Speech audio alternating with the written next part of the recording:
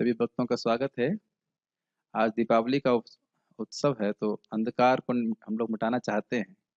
बाह्य अंधकार तो ठीक है, लेकिन आंतरिक अंधकार कैसे मिटाएंगे? अब भगवत गीता के द्वारा जैसे भगवान कहते हैं कि तेषाम एवानुकंपार्थम अहम अज्ञानजम तमः नाश्याम्य भावस्तु ज्ञान दीपेन भास्वतः। जो कृष्ण कथा चर्चा करते हैं, उनके हृदय में जो अंधकार है, भगवान स्वयं, यहाँ तो हम दीप जला रहे हैं, भगवान हृदय में हमारे दीप जलाएंगे, भगवान प्रसन्न होते हैं। तो आज शुरू करते हैं।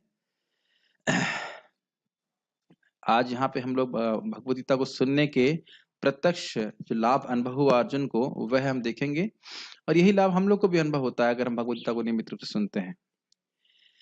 कश्चिद् एतत् श्रुतं पार्थ, कश्चिदेतं श्रुतं पार्थ त्वय्येकाग्रेण चेतसा, त्वय्येकाग्रेण चेतसा कश्चिद् ज्ञानसम्मोहः, कश्चित् ज्ञानसम्मोहः प्रणष्टस्ते धनञ्जय, नष्टस्ते धनञ्जयः कश्चिदेतत् श्रुतं पार्थ, कश्चिदेतं श्रुतं पार्थ त्वय्येकाग्रेण चेतसा, त्वय्येकाग्रेण चेतसा कश्चिद् ज्ञानसम्मोहः, कश्चित् ज्ञानसम्मोहः प्रणष्टस्ते धनञ्जय।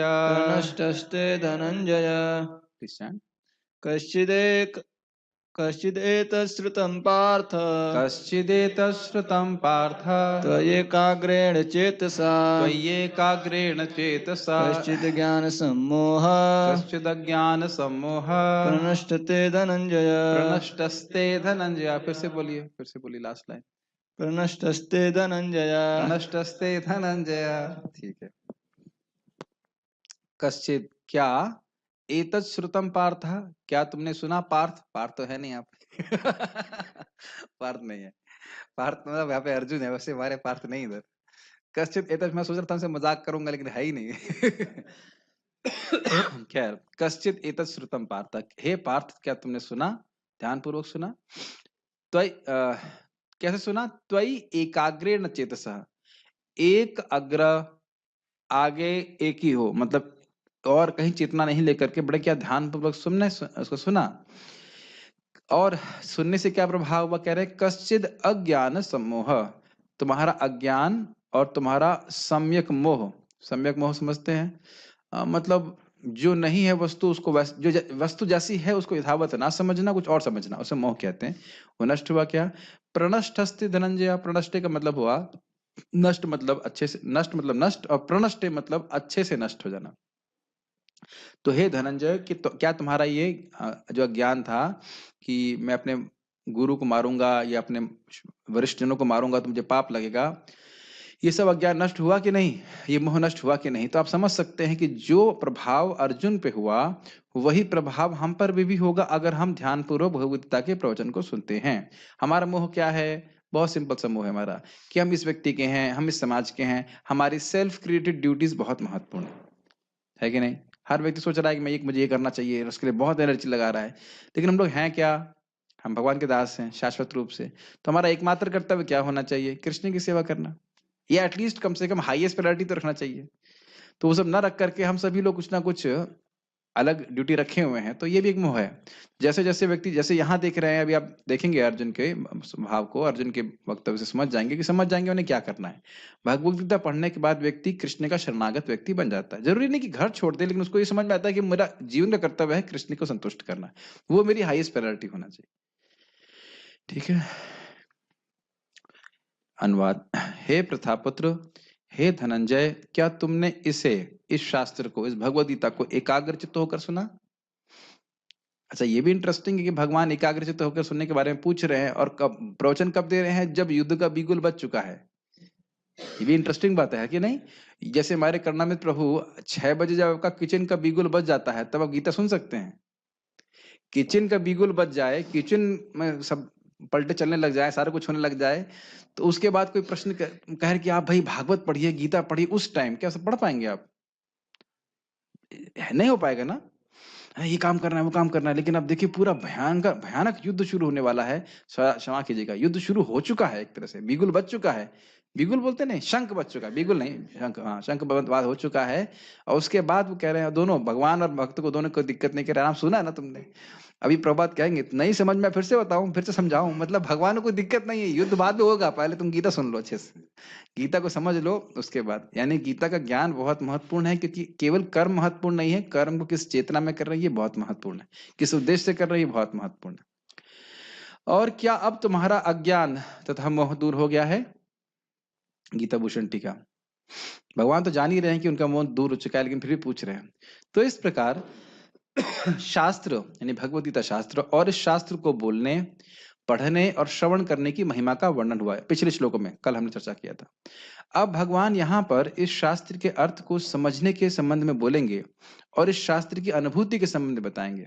ये समझ में आया कि समझ में आया कि नहीं आया, और समझ में आने का क्या प्रभाव होगा? अगर भगवद गीता समझ में आई है तो फिर ऐसा नहीं कि भगवद गीता हम कुछ बोल रहे हैं और हमारे जीवन में कुछ और चल रहा है। अगर हम वाकई भगवद गीता को समझेंगे तो कृष्ण की सेवा करेंगे। Isn't it? सिंपल सी बात। कश्चित शब्द यह अव्यय है। अव्यय का मतलब ये शब्द यथावत प्रस्तुत उसको रखा जाता है, इसमें चेंज नहीं करते।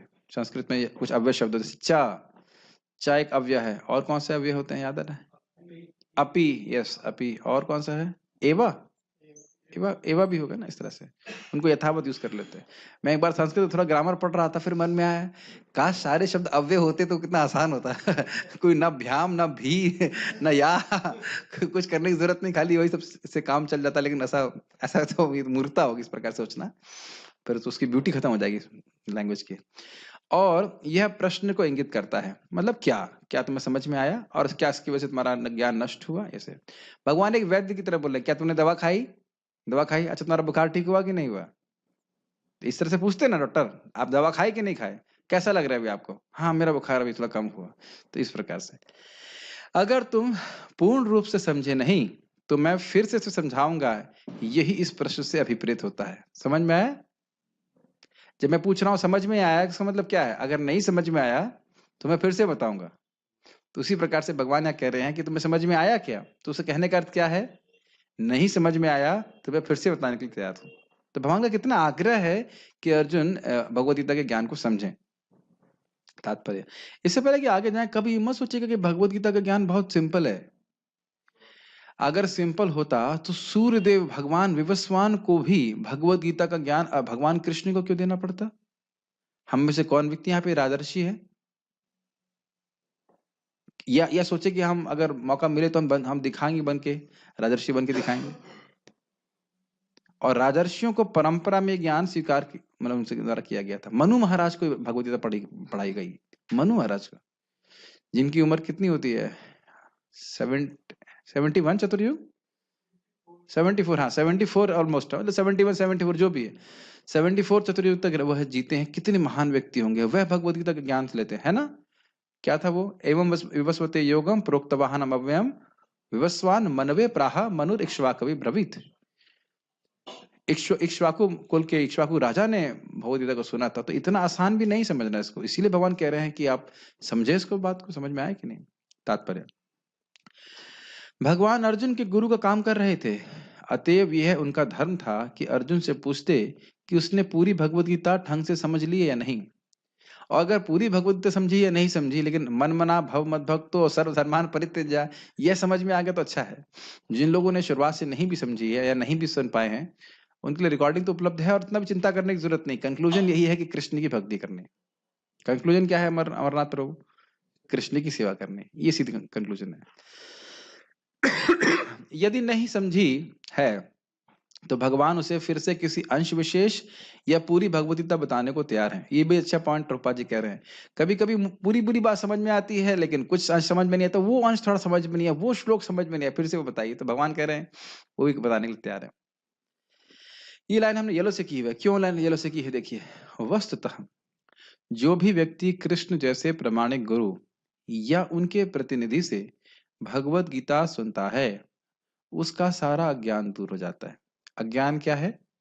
अविद्या, अपने स्वरूप की विस्मृति, और यह सोचना कि मैं शरीर हूं। इसी की वजह से सारी परेशानी चल रही।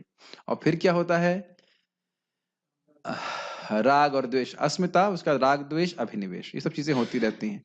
तो इस राग द्वेष का मतलब है कुछ चीजें अच्छी लगती हैं, जो इंद्रियों को अच्छी लगती हैं वो अच्छी लगती हैं, अनुकूल भाव होता है। जो इंद्रियों को खराब लगती है उनके प्रति प्रतिकूल भाव होता है।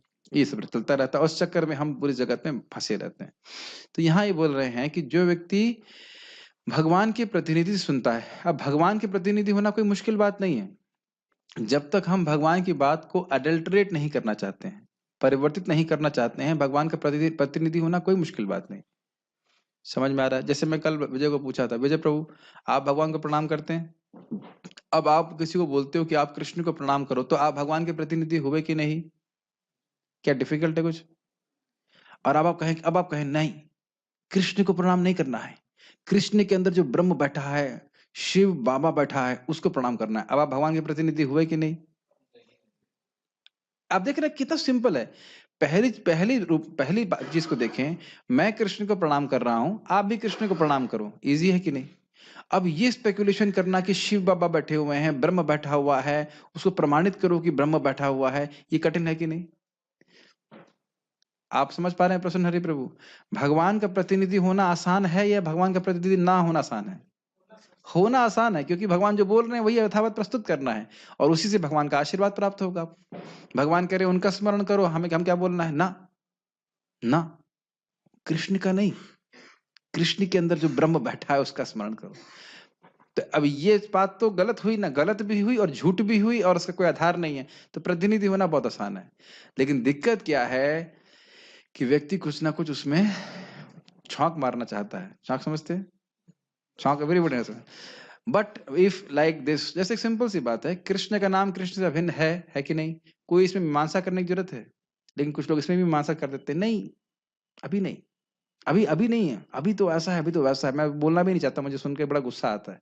कृष्ण का नाम कृष्ण से अभिन्न है, प्रभुपाद जी ने बताया कि नहीं बताया? शास्त्र में है कि नहीं? अब इसमें मीमांसा करने की क्या जरूरत है? अब हमको उस समय एक अच्छा नहीं लग रहा, उसका कारण है हमारे हृदय में हमें बुखार है, हमारे हृदय में गंदगी है, वो एक अलग बात है। नाम कृष्ण का कृष्ण से अभिन्न है, कोई इसमें डाउट नहीं। तो कोई मीमांसा करने की जरूरत नहीं है। हमारे संग बस यही है, प्रभुपाद जो बोलते थे, डू नॉट चेंज एनीथिंग, जो यथावत ज्ञान है उसको प्रस्तुत कर दीजिए, बस सीधी बात। चाइनीज विस्पर नहीं करना चाहिए। चाइनीज विस्पर समझते हैं आप लोग? मैंने कुछ बोला, इन्हें कुछ समझा, उसके बाद दूसरे को कुछ और बोला, फिर उसके कुछ और बोला, और पूरा जो कह सकते हैं भाव है वो पूरा परिवर्तित हो जाता है। ठीक है, तो अगर कोई भगवत गीता सुनता है इस प्रकार से, समझिए मैं क्यों सब बातें बोल रहा हूँ। श्रील प्रभुपाद जी चैतन्य चरितामृत में बोलते हैं कि वो व्यक्ति नियोफाइट डिवोटी से भी सुन करके भक्ति का बीज प्राप्त कर सकता है। मैं प्रमाण से दिखाऊंगा, प्रभुपाद तात्पर्य में बोल रहे हैं। बट वो व्यक्ति यथावत बातों को बोले, अलग से कुछ अपने से जोड़े नहीं। ठीक है, ये बात है। भगवत गीता कोई समान ग्रंथ नहीं जिसे किसी कवि या उपन्यासकार ने लिखा हो, इसे साक्षात भगवान ने कहा है। जो भाग्यशाली व्यक्ति इन उपदेशों को कृष्ण से या उनके किसी प्रामाणिक आध्यात्मिक प्रतिनिधि से सुनता है, वह अवश्य ही मुक्त पुरुष बनकर अज्ञान के अंधकार को पार कर लेता है। बहुत इंपॉर्टेंट है। समझ में उसको आ जाता है कि कृष्ण भगवान हैं और मुझे उनकी सेवा करनी। ये बात जिसको समझ में आ गई, और मैं नित्य सेवक हूं उनका, ये बात समझ में आ गई, बस उसका उद्धार पक्का है। जैसा कि आप लोग 15वें अध्याय में सुन चुके हो कि जो व्यक्ति इस बात को समझता है कि मैं नित्य कृष्ण का दास हूँ, कृष्ण मेरे नित्य स्वामी हैं, उनकी सेवा करके मुझे उनके भगवान के धाम की प्राप्ति करनी है, तो इसमें लिखा है कृत कृतश्च भारत, उसके प्रयास निश्चित रूप से सफलता को प्राप्त होंगे, क्योंकि भगवान उसकी मदद करेंगे। ठीक है, आगे वाला देखते हैं। अर्जुन पे क्या प्रभाव हुआ वो देखते हैं। अर्जुन उवाच अर्जुन उवाच नष्टो मोह स्मृतिर्लब्धा नष्टो मोहः स्मृतिर्लब्धा त्वत्प्रसादान्मयाच्युत त्वत्प्रसादान्मयाच्युत स्थितोऽस्मि गतसन्देहः स्थितोऽस्मि गतसन्देहः करिष्ये वचनं तव। करिष्ये वचनं तव। अर्जुन उवाच अर्जुन उवाच नष्टो मोहः स्मृतिर्लब्धा नष्टो मोहः स्मृतिर्लब्धा त्वत्प्रसादान्मयाच्युत त्वत्प्रसादान्मयाच्युत स्थितोऽस्मि गतसन्देहः स्थितोऽस्मि गतसन्देहः करिष्ये वचनं तव। करिष्ये वचनं तव। अर्जुन वाचार्थात, अर्जुन ने कहा नष्टो मोह मतलब मेरा मोह नष्ट हो गया, स्मृतिर्लब्धा मुझे स्मृति आ गई, मैं समझ गया। कैसे समझ गए? कह रहे तत्प्रसादान मैं अच्युता, आपका प्रसाद खाके, नहीं, प्रसाद खाए ना इससे भी फायदा है। आपके प्रसाद, आपका प्रसाद मतलब आपकी कृपा के द्वारा। अच्युता, अच्युता शब्द का क्या व्याख्या करते हैं हम लोग? जो अपने भक्तों पे कृपा करने से कभी नहीं चूकते, एक अर्थ है अच्युत का। तो हे अच्युत भगवान, निश्चित रूप से आपने मुझ पे कृपा करी है और हम सभी पे कृपा है। जो लोग भी कृष्ण को भगवान के रूप में स्वीकार किए हैं, भक्ति के पथ पे इनकी श्रद्धा है, वो समझ लीजिए कि उन पे भगवान की निश्चित रूप से कृपा है।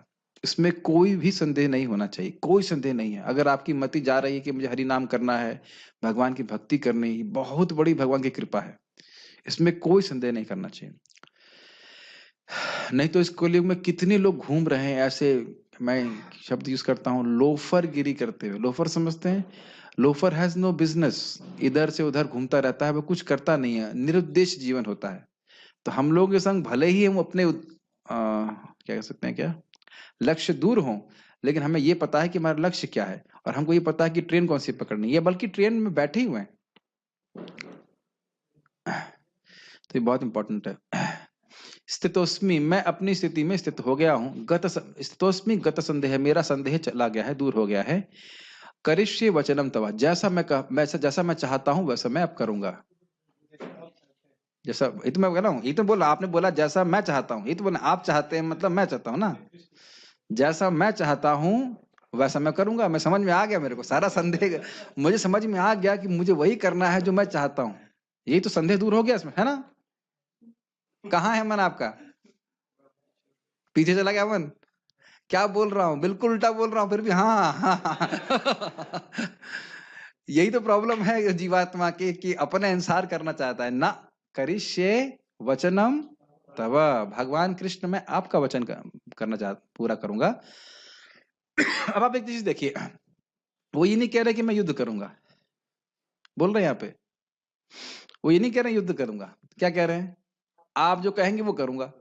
अगर आप कहोगे युद्ध छोड़ दो, युद्ध छोड़ दूंगा, और कहोगे युद्ध करो तो युद्ध करूंगा। तो इसी संबंध में हम ये है भक्त का जीवन, ये है भक्त की श्रद्धा, भक्त का गाइडलाइन। कृष्ण क्या कहना करना चाहते हैं, कृष्ण क्या कहते हैं, उसके अनुसार चलना है। सीधी सीधी बात। कई आपसे पूछेगा, अरे तुम भोग लगाते हो, देखा तुमने कभी भोग भगवान से खाते हुए? तो हमें कृष्ण की बात माननी है। कृष्ण कहते हैं कि जो भोग लगाता है मैं स्वीकार करता हूँ, भक्त भोग लगाते हैं, सीधी बात। कृष्ण कहते हैं कि प्रणाम करो, हम प्रणाम करते हैं। कृष्ण कहते हैं उनका स्मरण करो, हम उनका स्मरण करने का प्रयास करते हैं, उनके भक्त बनो। It's just very simple.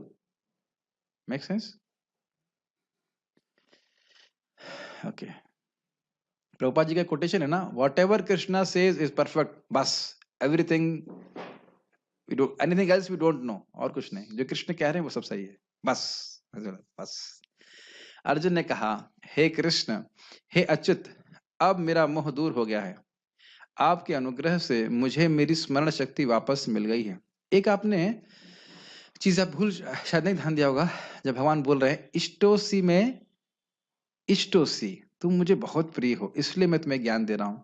आपको ध्यान देना होगा कि जब शिष्य, अभी भागवत में सुनने वाले हैं, जब शिष्य या कोई जो श्रोता है वो स्निग्ध होता है, प्रेमवत होता है, उसे सुनने की इच्छा होती, सेवा की इच्छा होती, तो जो गुरु है वह भी ज्ञान देना चाहता है और तभी ज्ञान ट्रांसफर होता है। तो भगवान अर्जुन को दे रहे हैं क्योंकि अर्जुन की बहुत आग्रह है सुनने का, और भगवान के हृदय में संकल्प है कि इसे समझ में आ जाए। दोनों बातें होना बहुत जरूरी है।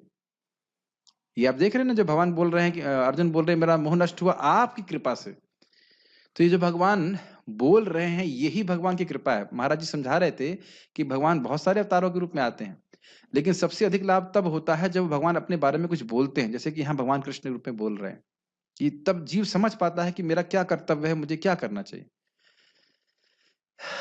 क्या बात आज महाराज बताए थे? हाँ, बहुत सुंदर बात आज परम पूज्य वृंदावन चंद्र महाराज सुबह प्रवचन बता रहे थे कि भगवान कृष्ण गोवर्धन लीला में इंद्र को गुस्सा देने के लिए बोल रहे हैं, अरे देवताओं की पूजा करने की क्या जरूरत है, ऐसे करके। लेकिन वहां केवल एक उद्देश्य लेके चल रहे हैं कि बस उसको गुस्सा दिलाना है, इसके अहंकार को नष्ट करना है। लेकिन भगवत गीता में सार्व क्या था, सार्वलौकिक सार्वभौमिक,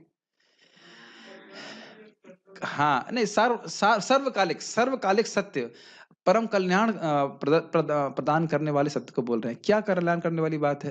तो महाराज समझा रहे थे कि हम लोग कार्पण्य हैं, हम लोग कार्पण्य पे बोल रहे थे कि हम कृपण और भिखारी में अंतर क्या होता है? भिखारी दरिद्र व्यक्ति के पास पैसा होता ही नहीं है, लेकिन कृपण व्यक्ति के पास धन होता है, उसका वो उपयोग नहीं करता। तो अर्जुन भगवत गीता के पहले युद्ध नहीं करना चाह रहे थे, युद्ध करने का सामर्थ्य था।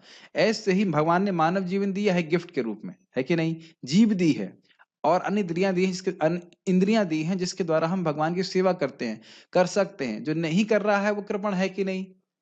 समझ में आ रहा है ना? कृपण समझ रहे हैं? कंजूस, कंजूस means माइजर। Miser does not mean he does not have money. He has money, but he does not want to use money. Make sense? तो इस कृपणता को, जीव की इस कृपणता को, वह कृष्ण की सेवा नहीं करना चाहता है, इसको दूर करने के लिए, जीव का परम कल्याण करने के लिए भगवद गीता बोली गई है। हम समझें कि किस प्रकार से करना। और जैसे यहाँ पे अर्जुन कर रहे हैं, क्या कर रहे हैं? करिष्ये वचनम तव। ये कृपणता नहीं है, ये उदारता है, कृष्ण के लिए कार्य करना। तो अनुग्रह समझ में आ रहा है ना आपको? जब भगवान बोल रहे हैं, उनके वचनों को बड़े आग्रह से अर्जुन ने सुना और इसकी भगवान बड़े प्रसन्न हुए और भगवान की कृपा से उनकी बात को समझ पाए। आपके अनुग्रह से मुझे मेरी स्मरण शक्ति वापस मिल गई है। अब मैं संशय रहित तथा दृढ़ हूं और आपके आदेशानुसार कर्म करने के लिए उद्यत हूं। क्या संशय था पहले? कि मैं ये करूंगा सिर्फ मुझे पाप लगेगा। अब कोई संशय नहीं है, कृष्ण के अनुसार करेंगे, कोई है मुझे पाप नहीं लगेगा।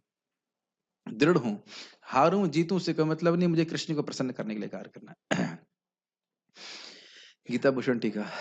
एक माता जी पूछ रही थी महाराज श्री से, हम प्रीचिंग करने जाते हैं, कुछ नहीं होता है, प्रीचिंग नहीं, लोग सुनते नहीं है। तो महाराज बोले आपका कर्तव्य है प्रचार करना, अभी वो सफल हो नहीं हो इसके बारे में आपका चिंता नहीं करना चाहिए, आप प्रयास करते रहिए। एक व्यक्ति भी भक्त बन गया तो भी ठीक है। तो ये हमारा कर्तव्य है। आज हम लोग प्रीचिंग, और अर्जुन को युद्ध करने के लिए बोला गया था, हमें प्रीचिंग करने के लिए बोला गया, तो उसको हम लिंक करने का प्रयास करेंगे। भगवान श्री कृष्ण के द्वारा पूछे जाने के बाद अर्जुन श्रवण के बाद अपने अनुभव को बताते हुए उत्तर देते हैं कि उन्हें समझ में आया। कल ही तो प्रश्न आता कि कोई पढ़ाई और अपने जीवन में ना अप्लाई करे तो क्या मतलब हुआ, बताइए? अगर उसको समझ में आया है, इसका मतलब है कि भगवत गीता का वो ज्ञान को अपने जीवन में अप्लाई करेगा। अर्जुन मान लीजिए युद्ध ना करते तो हम उनकी बात सुनते? भगवत गीता तो सुनी उन्हें, उसके बाद युद्ध भी तो किया, ये पता है ना सबको। यस। आपकी कृपा मात्र से मेरा मोह या ज्ञान, जो ज्ञान की विपरीत है, वह समाप्त हो गया, अर्थात त्वत्प्रसादान मया च्युता। तो बड़ा स्पष्ट है, मया मतलब मेरा, और आपकी कृपा से मेरा ज्ञान नष्ट हो गया। अज्ञान तो समझ रहे हैं, मैं नहीं समझ पा रहा हूं कि मैं कौन हूं सब, और अब यह अज्ञान हुआ, और ज्ञान का अर्थ है कि मैं कृष्ण का दास हूं, मुझे कृष्ण को संतुष्ट करना, सीधी बात। स्मृति लब्धा अर्थात मैं वस्तुओं को उनके वस्तु वस्तुओं के उन क्या गलत लिखा हुआ है, वस्तुओं को उनके सही स्वरूप में समझ पा रहा हूं, कौन क्या है, मुझे क्या करना चाहिए, ये सब समझ में आ रहा है। इसी कारण से मेरे सारे संदेह समाप्त हो गए हैं। ये लाइनें समझ में आई आपको? जब वस्तुओं को हम ठीक ठीक प्रकार से समझते हैं तो उनका उपयोग करने में कोई संदेह नहीं रहता। प्रभुपाद जी संबंध में बता रहे थे कि एक व्यक्ति ने अपने गुरुजी की फोटो बनाई, जिनको धन दे रहा है, कहते ना ना ना ना नहीं चाहिए नहीं चाहिए नहीं चाहिए। प्रभुपाद क्या मेरा फोटो बनाओ, लोग धन दे रहे हैं, कह रहे मैं और लाओ और लाओ और लाओ। तो क्यों ऐसा बोल रहे हैं? क्योंकि जान रहे हैं उस धन का उपयोग वो कृष्ण का धन है, कृष्ण की सेवा में उपयोग होना चाहिए। संदेह तभी होता है जब हमारे हृदय में संदेह रहता है तो हम कोई कार्य ठीक से नहीं कर पाते, है कि नहीं? तो यहाँ पे संदेह भगवान के ज्ञान से, कृपा से समाप्त हुआ। मैं आपकी आज्ञा के अनुसार कार्य करूंगा, स्पष्ट है। तो यह कहा जा रहा है कि सभी जीव जैसे देवता और इंसान देहाभिमान से ग्रस्त हैं। बहुत सुंदर समझा रहे हैं, बहुत ध्यानपूर्वक सुनिए। और यह सोचते हैं कि वह अपने अपने कर्मों को करने में स्वतंत्र हैं। ये बात समझ में आई? आप लोगों को ऐसा लगता है? अभी नहीं लगता? थोड़ा विचार कीजिए। देहाभिमान में हम यही तो सोच रहे हैं ना कि हम जो हम चाहते हैं वो कर लेंगे। कौन रोकने वाला है? कौन देखने वाला है? कौन पूछने वाला है? मैं कुछ बोल रहा हूं, सोच रहा हूं, कर रहा हूं, क्या कर रहा हूं, कौन देखता है? किसने देखा है? ये देहाभिमान है। तो जो व्यक्ति देहाभिमान से ग्रसित नहीं है वह भगवान की आज्ञा के अनुसार चलेगा। समझ रहे?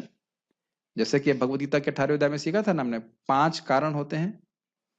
अधिष्ठानम तथा कर्ता, कर्णम च पृथग्विदम, कर्णम च पृथक विधम, हाँ, विविधाश्च पृथक चेष्टा दैवम चैवात्र पंचमम।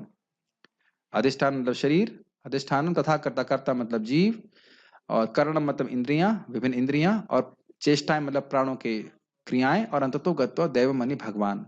तो व्यक्ति समझ रहा है कि मैं अकेले नहीं हूं। जैसे मेरा हाथ ये ऊपर नीचे जा रहा है तो ये मेरे शरीर के प्रयास से जा रहा है, हाथ की इंडिपेंडेंस नहीं है। Does it make sense? उसी तरह कोई भी व्यक्ति जो सच्चे रूप से ज्ञान में है वो समझता है कि मैं अपने सब कर्मों के लिए भगवान पे आश्रित हूँ। मैं क्या बोल रहा हूँ, मैं पूरी तरह भगवान पे आश्रित हूँ। भले मुझे लग रहा है कि मैं बोल रहा हूँ, लेकिन कैसे मन में विचार आ रहे हैं, मैं बोल रहा हूँ, मैं नहीं जानता, है कि नहीं? तो क्योंकि हम भगवान पे निर्भर हैं पूरी तरह से, तो हमें भगवान को प्रसन्न करने वाले कार्य करने चाहिए। Does it make sense?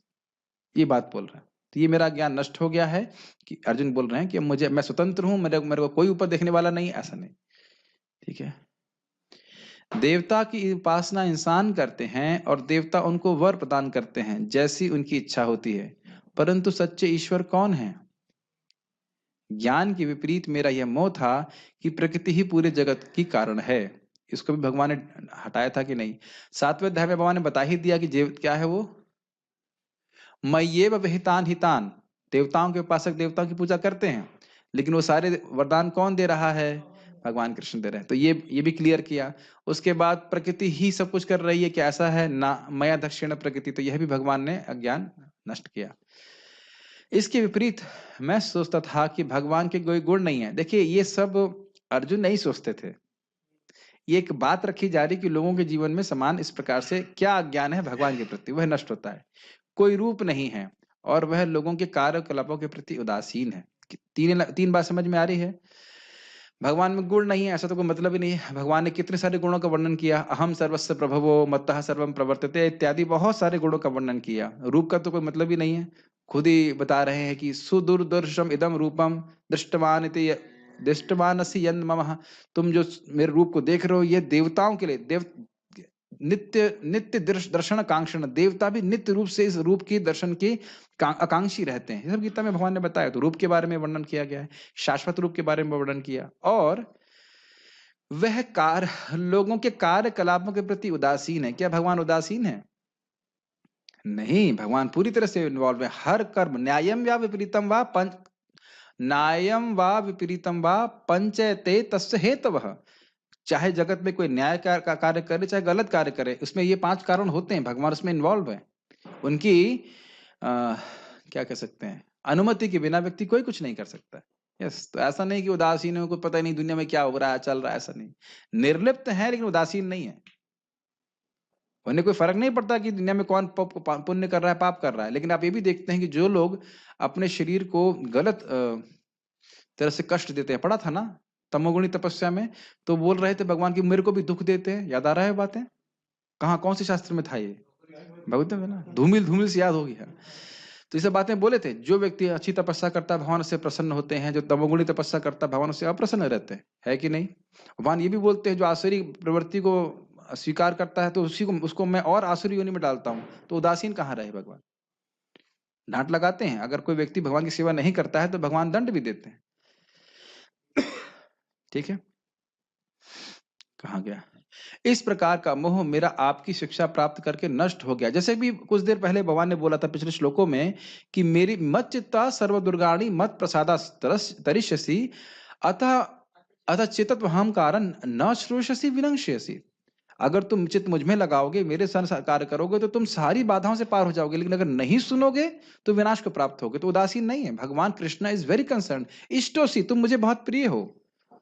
तो देख रहा है कि भगवान जीवों का कल्याण करना चाहते हैं। ठीक है, सारी सुविधा दे रहे हैं। कहाँ गया?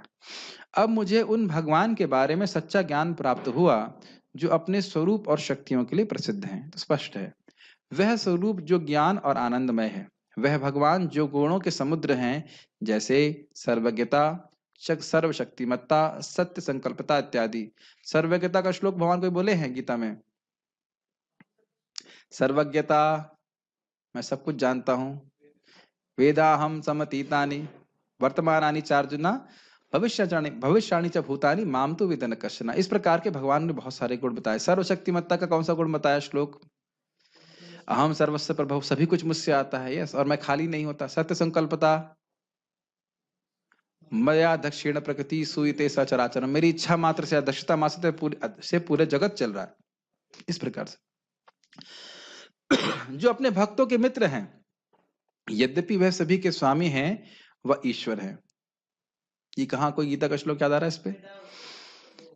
सुहृदम सर्वभूतानाम, हाँ, भोक्ताराम ये तो प्रसम तो है ही, लेकिन सुहृदम सर्वभूतानाम और साथ नहीं, ये भी है, और एक और है कि यो मद भक्त समय प्रिय। 20वें अध्याय में 8 या 9 श्लोक बोल रहे हैं कि, सॉरी 12वें अध्याय के, क्षमा कीजिएगा, 12वें अध्याय के, देखिए यही बोल रहा है ना कि मैं सोच रहा हूँ 12वां अध्याय, क्योंकि उसमें 20 श्लोक है तो मुंह से निकल रहा है 20वें अध्याय।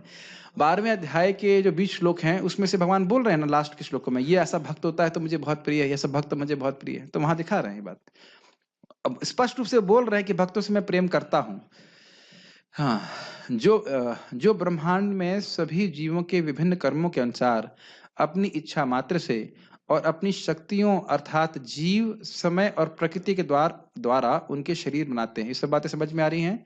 जो जीव जैसे कर्म कर रहा है, भगवान अपनी शक्ति से और अपनी इच्छा मात्र से उनको काल और प्रकृति के अंतर्गत विभिन्न शरीर दे रहे हैं। स्पष्ट सी बात है। कभी दिखाई पड़ता है कि कुत्ते में भी वही जीव है जो मेरे अंदर है? हाँ या ना? देखने का प्रयास कीजिए कभी कि कितनी गंभीर बात है। स्पेशली आप देख सकते हैं, मैं सोच रहा था इसके पास पहनने के कपड़े भी नहीं है ऐसे ही घूमना है बेचारे को। कितना हताश है वो जीव, isn't it?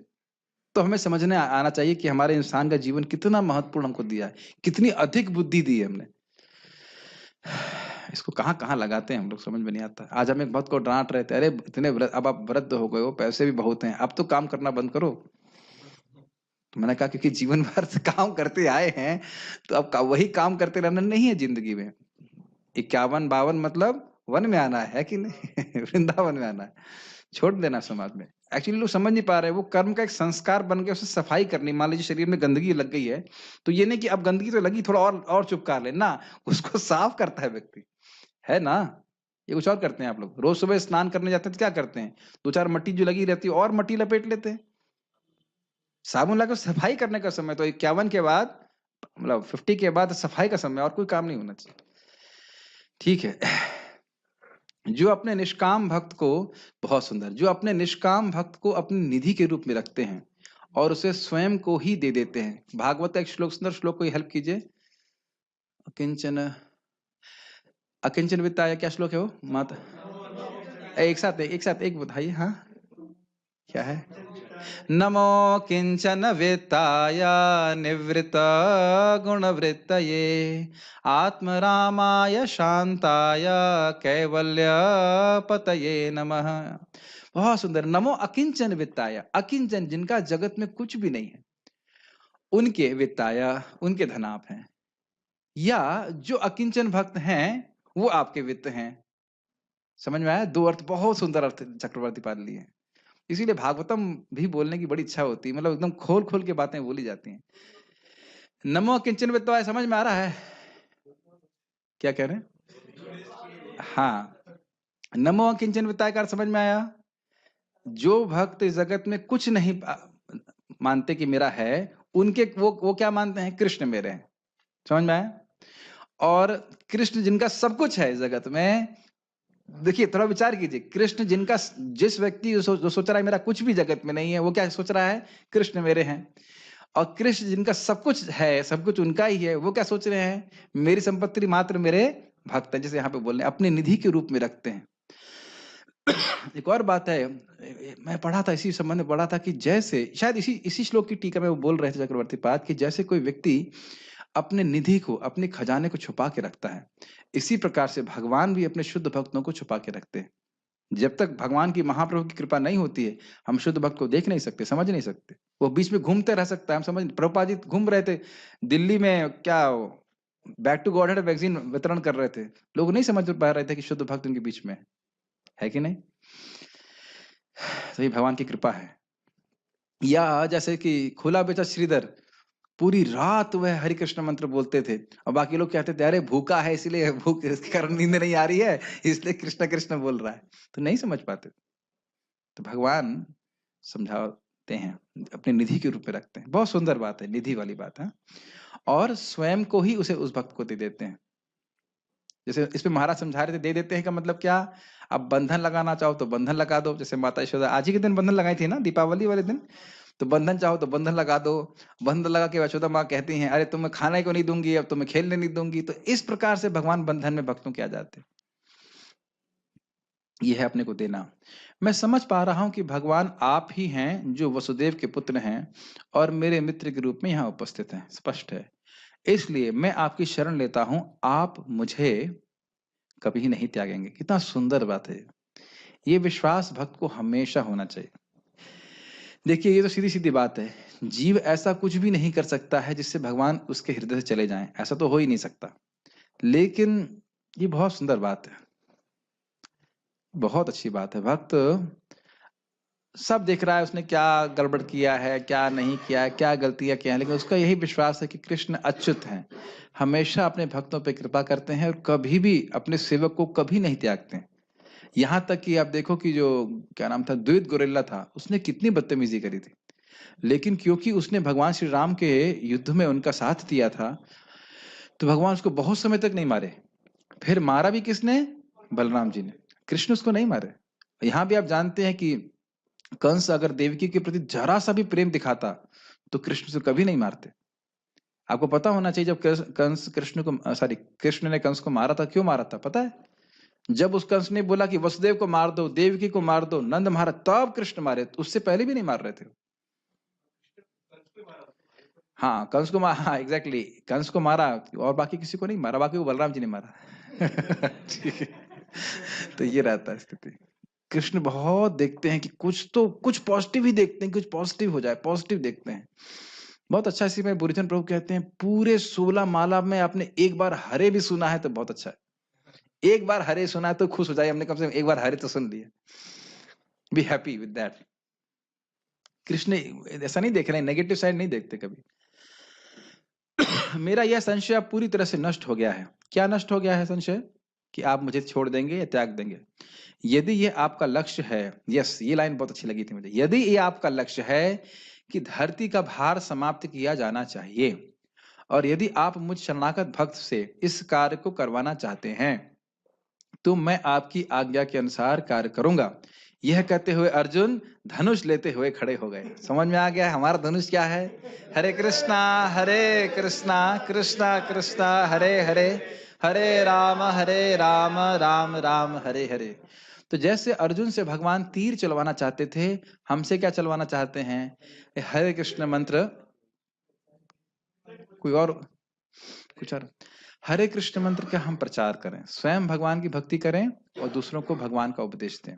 अब हम पतित हैं, इसमें कोई संदेह नहीं है, लेकिन हम सबसे पतित नहीं है इसमें। हाँ, अगर आप चाहो कि भाई मैं सबसे पतित हो जाऊं, मेरा फर्स्ट नंबर आ जाए पतित होने में, तो आप क्षमा कीजिएगा, वह स्पॉट ऑलरेडी दिया जा चुका है, उसकी ट्रॉफी ऑलरेडी जगाई मधाई को मिल चुकी है।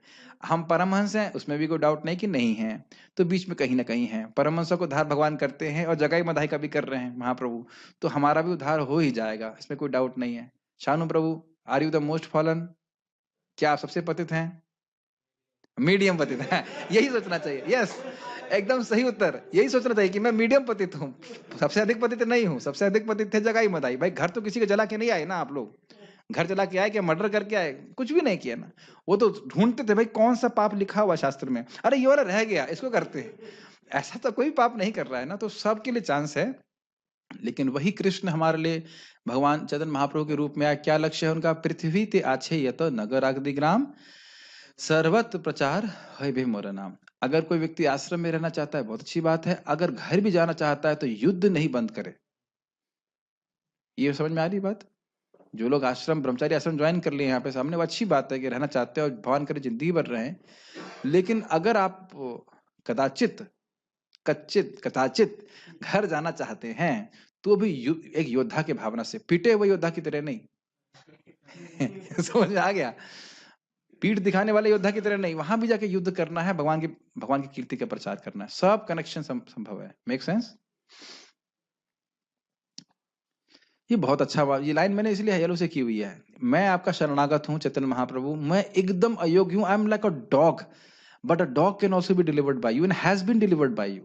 एक कुत्ता भी, मैं तो कुत्ते की तरह बिल्कुल निकृष्ट में मान रहा हूं, लेकिन आपकी कृपा से एक बच्चा भी, एक नीच व्यक्ति भी भक्ति शास्त्र का प्रवर्तक हो सकता है। ये कृष्णदास कविराज गोस्वामी कह रहे हैं।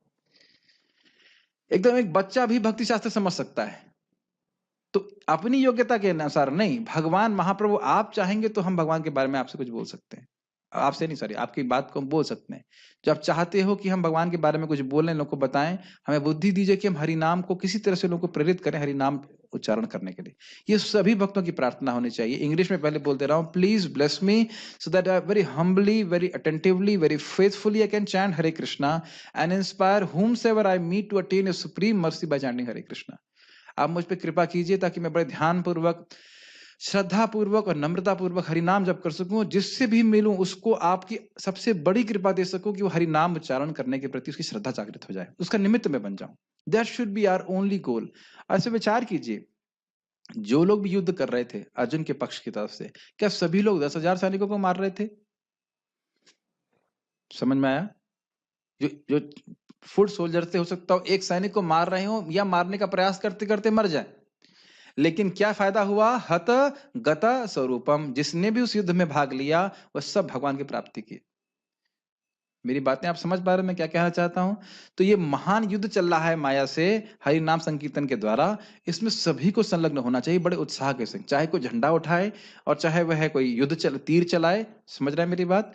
क्या वो कर रहा है वो अलग बात है, लेकिन उसकी इच्छा, उसका ऑब्सेशन, उसका फेथ, उसकी श्रद्धा होनी चाहिए कि मुझे कृष्ण की कीर्ति का प्रचार करना है। That should be the aspiration. A devotee should be like this. Otherwise हम लोग कॉम्प्लिसेंट हो जाएंगे। बस हो गया हमारा 16 माला हो गया, बस ठीक है। नेक्स्ट हमारा ब्रेकफास्ट कहाँ, नेक्स्ट हमारा लंच कहाँ है? उससे भी वो अच्छी बात है, उससे भी ऊपर व्यक्ति को सोचना चाहिए। ठीक है, तो जैसे यहाँ पे अर्जुन धनुष ले रहे हैं, वैसे ही हम लोगों को अपनी माला जप करना है। ऑब्वियसली माला जप करेंगे तो शक्ति प्राप्त होगी और हम भगवान के बारे में दूसरों को बताएंगे तो उन पर प्रभाव पड़ेगा। ठीक है, तात्पर्य प्रभुपाद जी का, जीव जिसका प्रतिनिधित्व अर्जुन कर रहा है उसका स्वरूप यह है कि वह परमेश्वर के आदेशानुसार कर्म करे। स्पष्ट है, वह आत्मानुशासन यानी संयम के लिए बना है। इसका अर्थ क्या है? क्या आत्मानुशासन पशु कर सकता है? नहीं। तो आत्मानुशासन के लिए क्या आवश्यकता है? विवेक। तो विवेक केवल इंसानों के पास है। सार असार का विवेक, क्या वस्तु सही है, क्या चीज अच्छा नहीं है, ये सब समझता है व्यक्ति। उसके अनुसार वो संयम करने के लिए बने। यहाँ लिखा है भाला लेकर अनुशासन करना चाहिए। इंसानों का अनुशासन भाला लेके नहीं होता है। भाला समझते हैं? भालो नहीं, भाला। तो संयम का मतलब है कि व्यक्ति को अपने से समझ में आए और फिर वह उसको नहीं खाए। जैसे हमारे एक भक्त को कान का प्रॉब्लम है, तो उनको बोला गया चावल नहीं खाना है। तो ये एक बात डॉक्टर बता सकता है, हम सभी को बताते हैं। मेरे को कफ है तो बोल रहा है कि दही नहीं खाना है, दूध नहीं पीना है। तो ये सब गाय को बता सकते हैं, कुत्ते को बता सकते हैं, पशु को नहीं बता सकते। वह तो जो अगर उसके लिए गड़बड़ होगा वो भी खाता रहेगा, उससे तो आप कुछ नहीं बोल सकते हो। उन लोगों के संग जबरदस्ती करनी पड़ती है। जैसे होता है ना, गायों को रस्सी से बांध देते ताकि दूसरे का ना खाएं। क्या आप सोचिए कृष्ण हॉल में ऐसे करना पड़े सबके गले में रस्सी बांध दे भाई, दूसरे की प्लेट ना छीनो। ऐसा इंसान नहीं करता है। तो ये हमारे लिए बहुत बड़ा फायदा है और उसको हमें उपयोग में लाना चाहिए। शास्त्र समझ करके हमें विवेक जागृत करना चाहिए, हमें क्या करना चाहिए, क्या नहीं करना चाहिए। श्री चैतन्य महाप्रभु का कहना है कि जीव का स्वरूप परमेश्वर के नित्य दास के रूप में है। इस नियम को भूल जाने के कारण जीव प्रकृति द्वारा बद्ध हो जाता है। इसको मैंने पहले बताया था कि जीव कृष्ण का दास है, भूल ही गेला। ये भूल जाने के कारण उसके गले गले बांधे, गले से उसने माया ने बांधा हुआ है। किस रस्सी से? कामेच्छा की रस्सी से। तो अगर वो कृष्ण की सेवा करेगा तो उसे काट दिया जाएगा। लेकिन परमेश्वर की सेवा करने से वह ईश्वर का मुक्त दास बन जाता है। इहायस्य हरेर्दास्य कर्मणा मनसा गिरा निखिलासु अपनी अवस्थासु जीवन मुक्त स उच्चते। जो कर्म से, मन से, वचन से कैसे भी कृष्ण की सेवा करने की इच्छा भी कर रहा है, वह इस जीते जी वह मुक्त हो जाता है। ये बात प्रभुपाद कह रहे हैं। जीव का स्वरूप सेवक के रूप में है। इसका अर्थ क्या है? हम स्वामी नहीं हैं। हम सुखी तभी हो सकते हैं जब हमारे अंदर सेवा भावना के अनुसार हम कार्य करें, भगवान को सुखी करने का प्रयास चेष्टा करें। उसे माया या परमेश्वर में से किसी एक की सेवा करनी थी, ये भी आप जानते हैं। तीसरा स्वामी कौन सा है? कोई नहीं है। अरे दो ही स्वामी है बस। तो यानी कि अगर हम सेवा नहीं कर रहे हैं तो हम सेवा कर रहे हैं। समझ में आ गया? कृष्ण की सेवा नहीं कर रहे हैं तो अच्छा, कृष्ण की सेवा नहीं कर रहे तो माया की करने लगे, अब माया की छोड़ेंगे तो किसकी करेंगे? कृष्ण की। समझ में आया? अगर कदाचित माया में गिर भी गए तो क्या, फिर क्या करना है हमको? फिर कृष्ण की सेवा करनी है। ये बात बहुत सिंपल लगती है, लेकिन भक्त लोग ऐसे में गिर जाते हैं बिल्कुल। मैं तो पतित हो गया, मैं तो कुछ नहीं कर सकता। मैंने कहा भाई, जैसे माता पिता को बच्चे का चलना अच्छा लगता है, वैसे धम्म से गिरना भी अच्छा लगता है। गलत बोल रहे हैं? छोटा बच्चा जब चलने का प्रयास करता है, धम से गिरता है, फिर उठता है, फिर धम से गिरता है, फिर उठता है, वो सभी को तो अच्छा लगता है कि नहीं? ये गलत लगता है। अबे हम लोग ब्रह्मचारी हैं, लेकिन थ्योरी तो समझते हैं कि नहीं? ये भी समझ में नहीं आ रहा है। यस, आज ही भक्तों को बता रहा था कि भगवान को पता है कि आप साधक है, सिद्ध नहीं है। समझ में आई? साधक हैं तो आपकी परेशानी को भी जान रहे हैं, आप भगवान की भक्ति करते रहिए, हम सब लोग भक्ति करते रहेंगे। भगवान हरि हैं, वो सब धीरे धीरे करके कृपा जरूर दिखाएंगे, सारी कठिनाइयों को सब हटा देंगे, वो अपनी कृपा से करेंगे, ठीक है, और अपने समय के अनुसार करेंगे। यदि वह परमेश्वर की सेवा करता है तो वह अपनी समान स्थिति में रहता है, जैसे कि मछली पानी में। लेकिन यदि वह बाह्य शक्ति माया की सेवा करना पसंद करता है तो वह निश्चित रूप से बंधन में पड़ जाता है। और माया क्या सेवा के रूप में भगवान माया क्या पुरस्कार देती है? लोहे के कील वाले जूते से मुंह पे प्रहार। ये है माया का पुरस्कार, ठीक है। इस भौतिक जगत में जीव मोहवश सेवा कर रहा है। क्या मोह है? अहम ममेति, मैं शरीर हूं, इसी कारण से वह सेवा कर रहा है।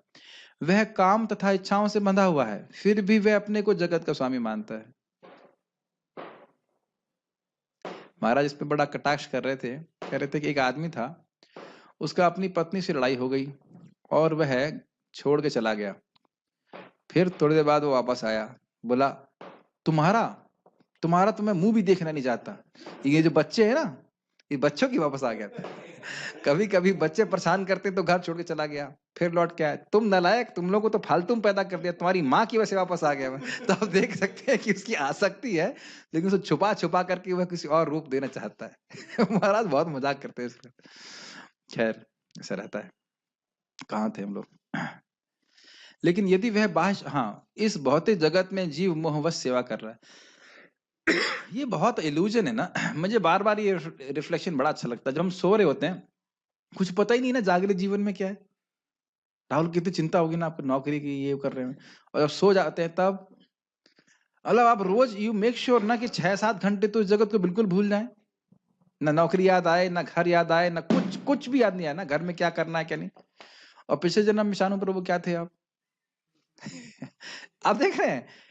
नहीं, मैं इनका हम अपने पे मजाक बना रहे हैं, अपने को देखो भाई। समझ रहे हैं? करना मतलब आपके पति कैसे हैं पिछले जन्म के? मैं कभी प्रश्न करता था, पति कैसे हैं, ये पत्नी पत्नी कहाँ है, बच्चे। जस्ट हम लोग बहुत समय पहले तो नहीं मरे ना, मैं एटलीस्ट सन 80 में मरा होऊंगा लास्ट ईयर, मतलब पिछले जन्म में। तो पत्नी कौन थी, या पता नहीं कौन से रूप में थे, और कितने अब्जॉर्व थे। ये रिफ्लेक्शन मुझे बड़ा अच्छा लगता है, कितने अब्जॉर्व थे भाई। बच्चे के नंबर कम आए हैं, ये है वो है, कौन जानता है कौन सी उम्र में मरे हैं। लड़की की शादी करवानी है, उतने में मर गए, फिर पैदा हो गई दूसरी जगह। कितना अमेजिंग है ना ये। और इस मोह में हम एक के बाद एक जीवन, एक के बाद एक जीवन बिताते रहते हैं। आज जी सारण ठाकुर से बात हो रही थी, प्रभुपाद जी बता रहे थे, भक्ति चारू महाराज को बोले थे कि तुमने इतने जीवन माया को दिए हैं, कोई फल मिला तुमको? एक जीवन कृष्ण को देकर देखो। अगर तुम्हें गैम्बलिंग ही करनी है तो Gamble your life for Krishna. और क्या शानू प्रभु, क्या कठिनाई हुई? क्या कोई कठिनाई दे रहा है? हाँ प्रभु जी, आप ही बहुत डांटते हो। नहीं, अब तो मैं इतना नहीं डांटता। हाँ, मोबाइल छुड़ा लेते हो, माया से दूर रख रहे हो आप।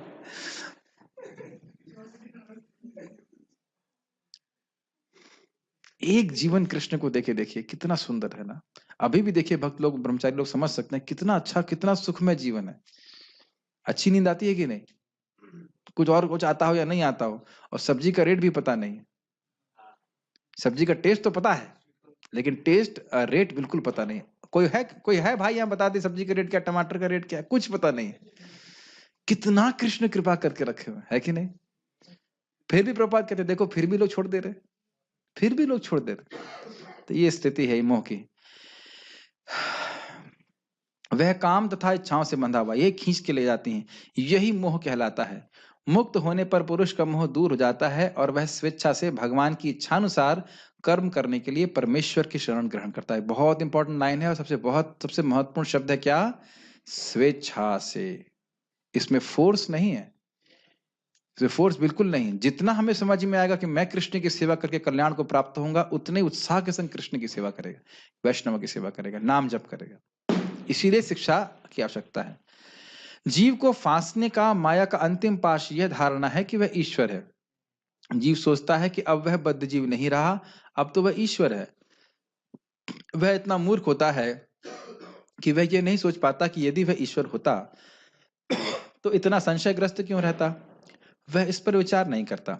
इसलिए यही माया का अंतिम पाश होता है। वस्तुतः माया से मुक्त होना भगवान श्री कृष्ण को समझना है और उनके आदेशानुसार कर्म करने के लिए सहमत होना है। दो चीजें समझ में आ रही हैं? क्या समझ में आया है? दो चीजें। माया से मुक्त होने का मतलब कृष्ण कौन है, कृष्ण भगवान है, मुझे उनके, वो मुझसे क्या चाहते हैं, गुरु वैष्णव मुझसे क्या चाहते हैं, उसके अनुसार व्यक्ति कार्य करे। सीधी सीधी बात। इस श्लोक में मोह शब्द अत्यंत महत्वपूर्ण है। मोह ज्ञान का विरोधी होता है। ज्ञान मतलब समझ आना चाहिए क्या चीज कैसी है, और मोह मतलब नहीं है जैसी, वैसे बिल्कुल विपरीत दिखाई पड़ना। वास्तविक ज्ञान तो यह समझना है कि प्रत्येक जीव भगवान का शाश्वत सेवक है। इस जगत की बहुत चिंता होती है लोगों को, लेकिन जगत को आपकी चिंता है?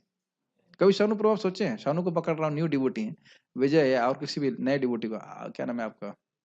नाम भूल गया आपका। आयुष। आपको चिंता है ना कि जॉब अच्छा हो जाए, ये हो जाए, घर वाले क्या सोचेंगे?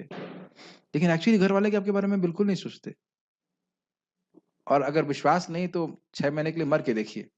6 महीने के लिए मर जाएं, 6 दिन के लिए, पब्लिक कह रहे 6 दिन बहुत है, तो 6 दिन के लिए भी कोई मर जाए तो एक दिन के लिए भी कोई फास्टिंग नहीं करेगा, एक दिन के लिए भी नहीं।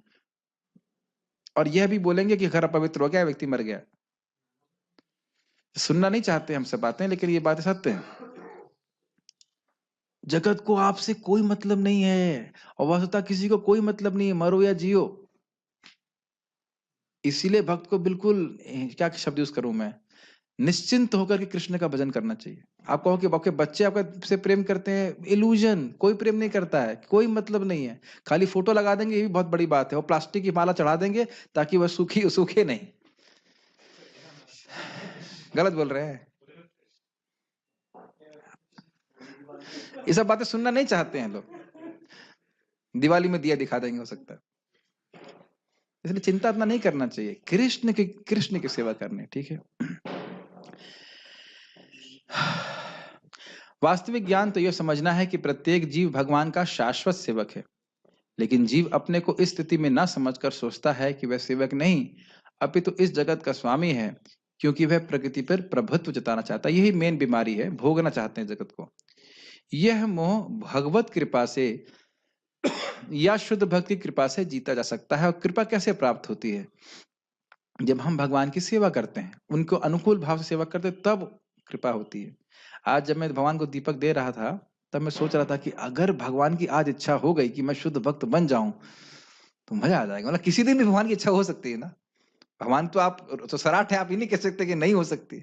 आप प्रार्थना करते रहिए, एक दिन भगवान चलो दे देते हैं, लगा पड़ा है, चलो दे देते हैं। रोज ही मांगते हैं आप, प्रेम बिना व्यर्थ मोरा दरिद्र जीवन, तासकरी वेतन मोरा दिया प्रेम धन। अरे प्रेम दीजिए, प्रेम दीजिए, प्रेम दीजिए, ऐसे।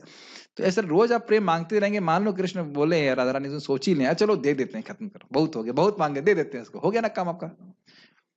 ऐसा मत सोचिए कि ऐसा नहीं होता है। महानिधि महाराज बता रहे थे अपने एक बुक में कि वो राधा दामोदर में उसमें रह रहे थे, और एक वहां का कोई व्यक्ति आया, बिल्कुल पागल हो गया, वो बिल्कुल पागल हो गया। तो उसे उनको बड़ा आश्चर्य, क्या हो गया उसको? तो वहां का पुजारी बोला उसको राधा दामोदर के दर्शन हो गए। तो महाराज सोचते हमें क्यों नहीं हो रहे हैं? तो यानी कि किसी पे भी कृष्ण की कृपा कभी भी हो सकती है। फिर इस जगत में कुछ भी देखने की इच्छा नहीं रहेगी।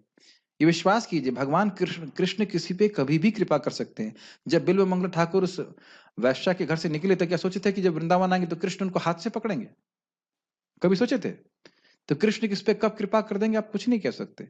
तो ये भगवान की कृपा मांगते रहना चाहिए। वैसे स्टैंडर्ड तरीका है, साधना करेंगे तो भगवान की कृपा मिलती है भक्त को। यह मोह भगवत कृपा से या शुद्ध भक्ति कृपा से जीता जा सकता है। भगवत कृपा तो है ही, प्रभुपाद जी को प्रसन्न करना ही बहुत इंपॉर्टेंट बात है।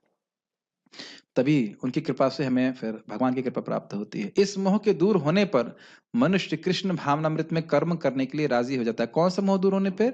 कि मैं प्रकृति का प्रोडक्ट हूं, मैं यहाँ का जगत का हूं, इसलिए मैं जगत के लिए कार्य करना है। ये गायब, कृष्ण का सेवक हूं, कर्म करेगा।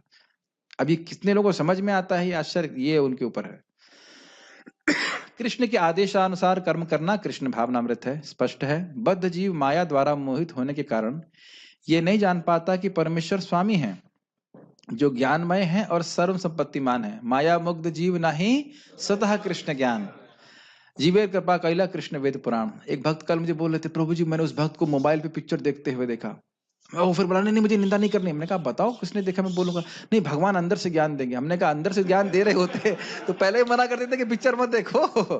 तो इसीलिए टीचर को, इंचार्ज को बोलना पड़ता है कि भाई पिक्चर नहीं देखनी है, तुम्हें काम नहीं करना है। समझ रहे हैं ना, अंदर से देखना हो तो पहले बोल देते पिक्चर मत देखो। ऐसा नहीं होता है, इसको निंदा नहीं कहा जाता है। ठीक है, तो हमें शास्त्र के द्वारा मालूम चलता है कि हमें क्या करना है क्या नहीं करना है, फिर हम समझ पाते हैं कि भगवान हमसे क्या चाहते हैं। वे अपने भक्तों को जो कुछ चाहे दे सकते हैं, कृष्ण केवल प्रसन्न होने चाहिए। इस पर विचार कीजिए, आपकी चाहत कहां तक जा रही है? कहां तक जा रही है आपकी चाहत? सुमधुर, कहां तक चाह रहे हो आप? कहां तक चाह जा रही है आपकी?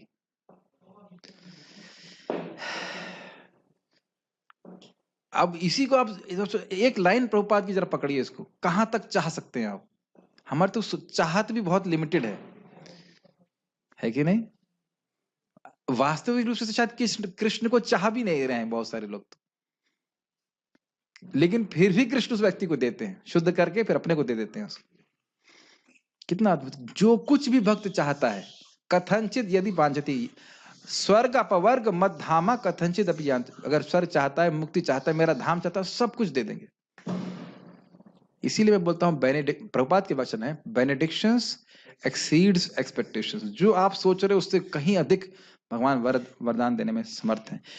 वे सबके मित्र हैं और अपने भक्तों पर विशेष कृपालु रहते हैं। वे प्रकृति तथा समस्त जीवों के अधीक्षक हैं।